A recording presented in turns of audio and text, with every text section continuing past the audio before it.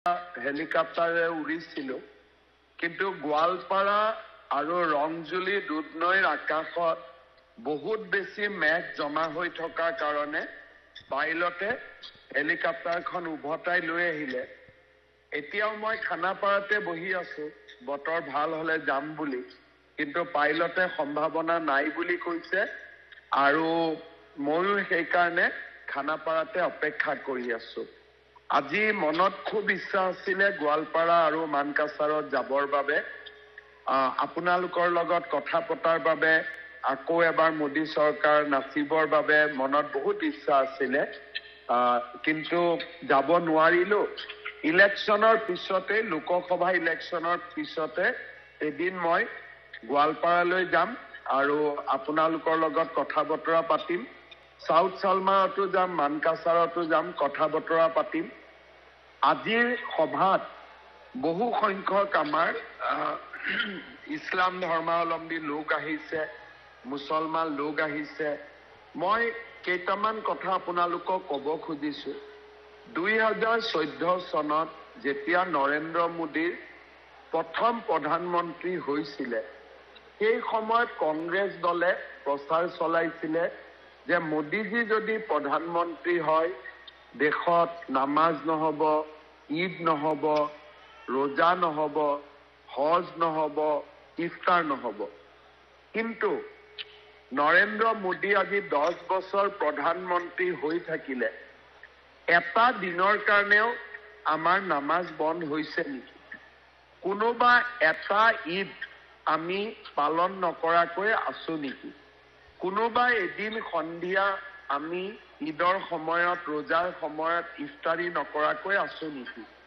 বা আমি ৰোজা নকৰাকৈ আছো নেকি?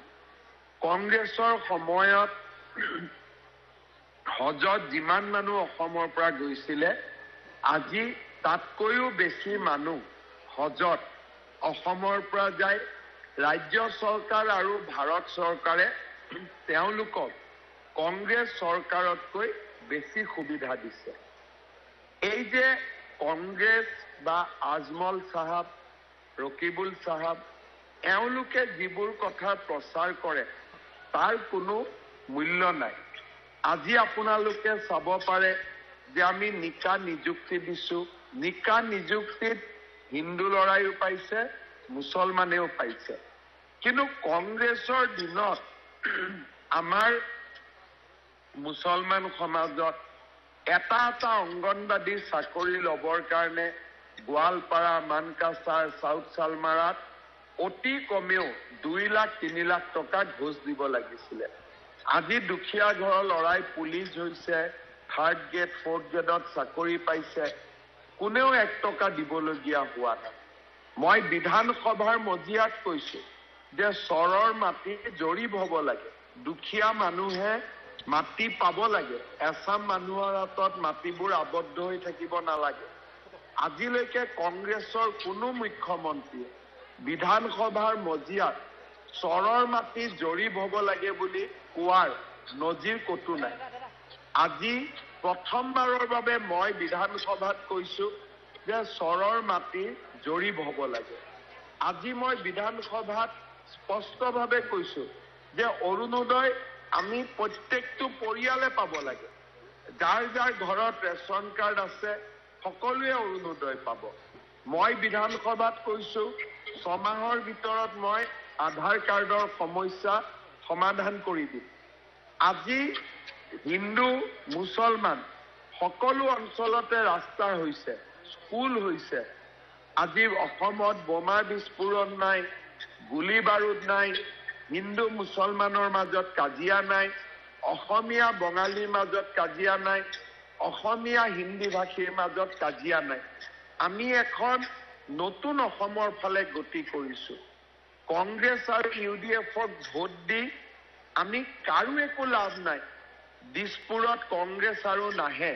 অহা 50 বছৰলৈকে বিজেপি থাকিব আৰু কংগ্ৰেছ 50 বছৰ জীয়াই নাথাকে। দিল্লীত মোদী চাহাবেই প্ৰধানমন্ত্ৰী হ'ব।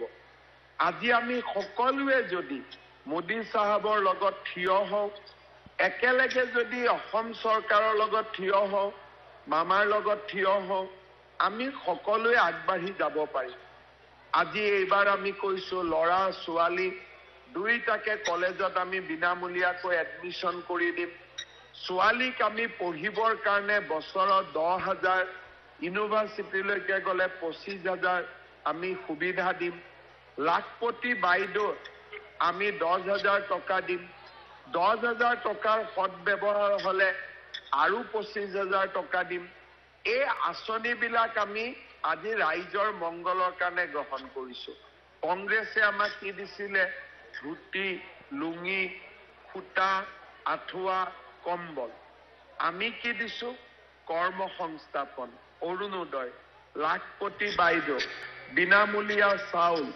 আয়ুষ্মান ভাৰতৰ কাৰ্ড এই গোটেই কামবিলাক আমি কৰিছো আজি আমাৰ মিত্ৰ দল এজিপি জাভেদ ইছলাম ধুবুৰী লোকসভাত নিৰ্বাচনত উঠিছে জাভেদ ইছলামক যদি আপোনালোকে ভোট দিয়ে হাতীৰ ছবিত যদি ভোট দিয়ে মই জাভেদ ইছলামৰ লগত একেলগে গোৱালপাৰা সাউথ সালমাৰা মানকাছাৰ বিলাসীপাৰা ধুবুৰী গৌৰীপুৰ গোটেই অঞ্চলটোৰ কাৰণে মই কাম কৰিম একেলগে আমি লগ হৈ আমি সকলোকে আগুৱাই লৈ যাম আজি কংগ্ৰেছৰ দিনত যদি মাটিবাৰীৰ সমস্যাবোৰ সমাধান কৰি থলেহেঁতেন হাইকোৰ্টে মাটি এভিকশ্যনৰো অৰ্ডাৰ নিদিলেহেঁতেন কিন্তু কংগ্ৰেছে কাকো মাটিৰ পট্টা নিদিলে কিন্তু এইবাৰ মই বিধানসভাৰ মজিয়াত কৈছো যে দুখীয়া মানুহক মই মাটিৰ কাগজ দি দিম আপোনালোকে আমাৰ ওপৰত বিশ্বাস ৰাখক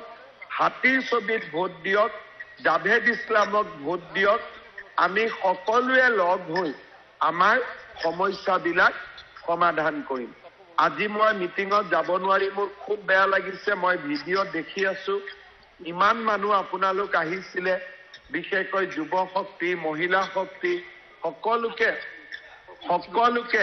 মই আকৌ এবাৰ মোৰ নমস্কাৰ জনাইছো আৰু গুৱাহাটীৰ পৰাই আপোনালোকৰ লগত একেলগে মই আকৌ এবাৰ মোদী চৰকাৰ গানৰ তালে তালে নাচিছো আপোনালোকৰ লগত একেলগে থিয় হৈ নৰেন্দ্ৰ মোদী ডাঙৰীয়াক ভাৰতৰ প্ৰধানমন্ত্ৰী কৰিবৰ বাবে আহ্বান জনাইছো জাভেদ ইছলামক ভোট দি জয়যুক্ত কৰিবলৈ আহ্বান জনাইছো মোৰ লগত সকলোৱে একেলগে ক'ব ভাৰত মাতা কি ভাৰত মাতা কি জাভেদ ইছলাম নৰেন্দ্ৰ মোদী বিজেপি এজিপি বহুত বহুত ধন্যবাদ মই ইলেকশ্যনৰ ঠিক পিছতেই মই গোৱালপাৰা যাম আপোনালোকক মই কথা দিলো বহুত বহুত ধন্যবাদ জয় হিন্দ বন্দে মাতৰম